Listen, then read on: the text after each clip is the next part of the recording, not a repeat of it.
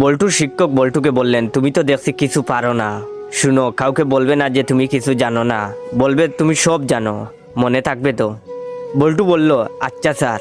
তারপর বল্টু বাড়িতে ফিরেই মাকে সামনে পেল। মাকে বলল, মা আমি সব জানি।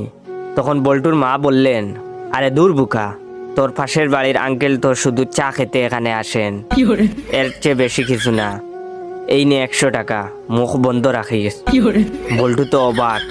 এরপরে বল্টু তার বড় দিদির সামনে এসে দাঁড়ালো এবং তার বড় দিদিকে বলল, দিদি আমি সব জানি। তার দিদি বলল, বাদর ছেলে কোথাকার, তোর রাজুদা শুধু পরীক্ষার সাজেশন নেওয়ার জন্য আসে, এর বেশি কিছু না। এই নে 200 টাকা, কাউকে কিছু বলবি না। বল্টু এবার তার বৌদির কাছে গেল এবং বলল, বৌদি আমি সব জানি। তখন তার বৌদি বলল, এক চড় দেব, সব জানিস যখন মুখ খুলিস কেন? এই নে 500 টাকা, মুখ খুলবি না। বল্টু তো খুশিতে আত্মহারা।